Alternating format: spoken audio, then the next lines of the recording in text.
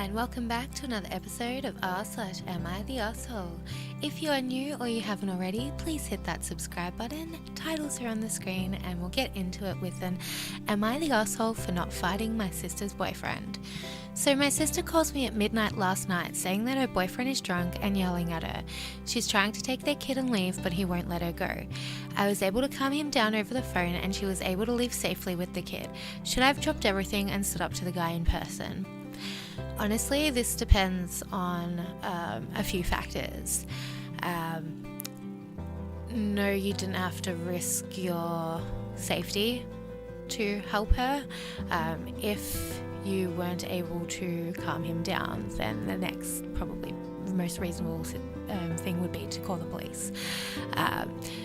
Because then at least you've got someone there that can kind of arrest him if it comes down to that kind of thing.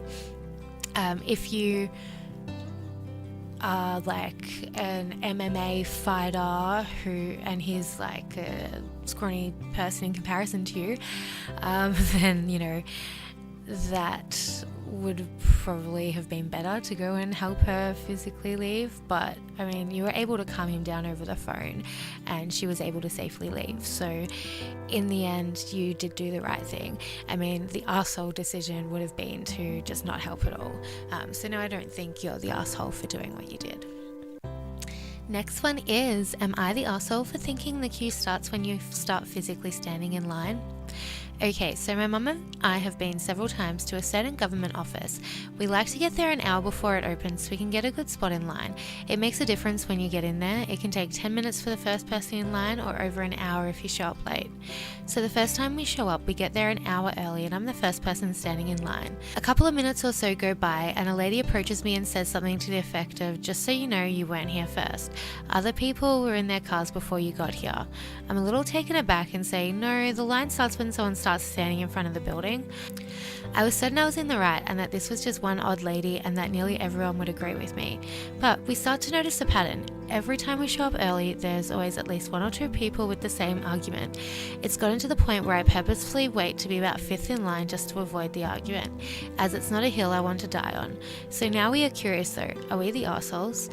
Edit, I also forgot, if someone has a physical disability or marks their place in line with a chair or something, we obviously let them go in front of us. No, I don't think you're the asshole in this, because I would be just as annoyed. Like, okay, I chose to stand outside and deal with the weather and stuff at that time in the morning, while you chose to sit in your car and wait until the place was open.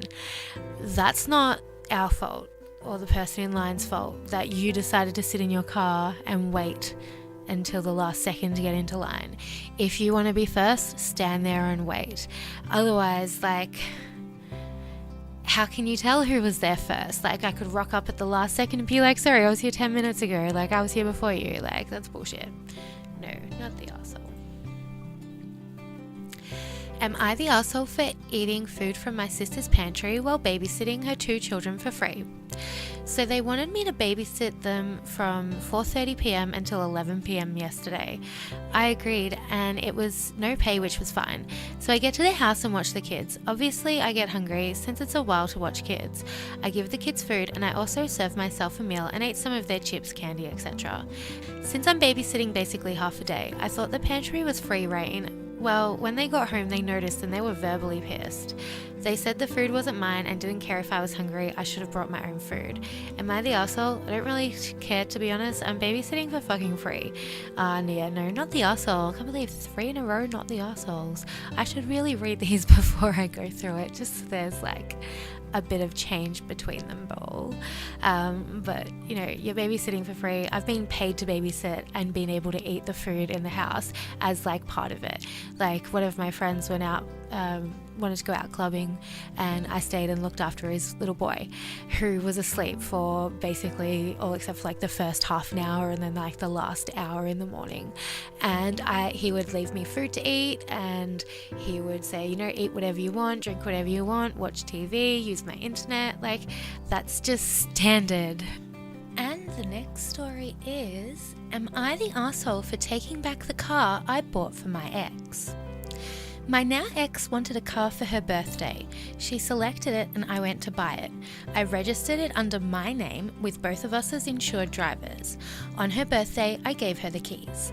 Literally the day after that, she said she was leaving to live with her new boyfriend. She had been cheating with him for a long time. I doubt that the timing was a coincidence. Thankfully, the keys happened to be closer to me at that moment. I told her I'm keeping the car and taking her off the insurance. Her sarcastic tone became anger and sadness. I told her to just get the fuck out of my apartment. Despite its former driver, it is a really nice car, BMW 328i. Since the breakup, I've been enjoying it myself. I drove to visit my family last weekend and they asked about when/why I got the car.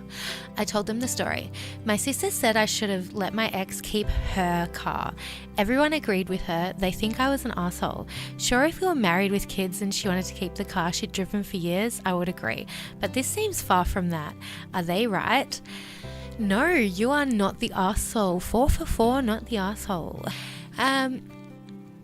For one, she dumped you literally the day after she gave her the car. Like, obviously she was only keeping you around because she knew that she was getting a car for her birthday. Like, duh.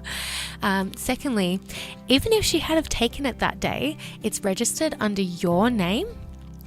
You could have taken her off the insurance and then called the police and had them come take the car back off her.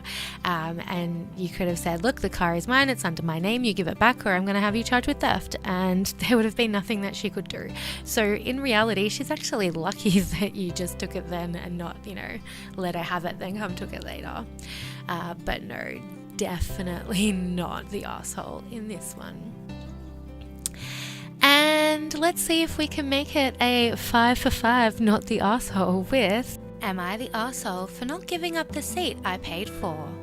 I just had to take an 18-hour ride since all the flights back were fully booked. I flew there though, and I booked 2 seats so that I, 1, had room, and 2, so I didn't have to spend 18 hours next to someone. Manners are a rarity in my country, especially when it comes to coughing, etc. About an hour in, a woman and child got on the train. I guess she had purchased a standing ticket since my spare seat was the only one available. She asked if I could move my stuff, bag, laptop, etc., so her daughter could sit down. Her daughter looked to be about 12 or so. I politely refused and explained that I had paid for the seat. Everyone in the surrounding vicinity started pressuring me to let her sit down, but I didn't relent and they gave up. I told my wife this and she called me the equivalent of an arsehole in my language. But I paid for the seat, why should I have to give it up? This one is a little bit difficult. I mean, I probably would have given up the seat, but that being said, you did pay for the seat, so that way you would have the extra space. But I mean, it is a kid, so yeah, I'm going to leave that up to everyone else. Do you think that this person is the arsehole or not? I mean, the mum should have probably thought ahead and booked a seated ticket for her, but I mean, it could have been a last minute thing, and if the child was really tired or something, I can understand it, but I don't think you were really 100% out of line. It's not a clear cut, you're the arsehole. So let me know what you think. Is he the arsehole or isn't he? I feel like this one can go either way. So it's mostly not the arseholes today. And before I go, Larissa wanted me to show some pictures of my little kitty cat. So meet Shelley.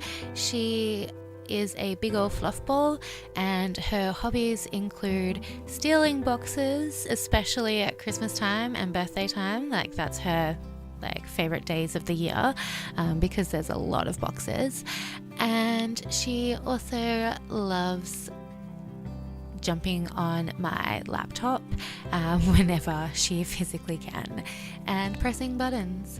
But if you liked that video, please hit that like button. If you are new or you haven't already, please hit that subscribe button, and I will see you in the next one.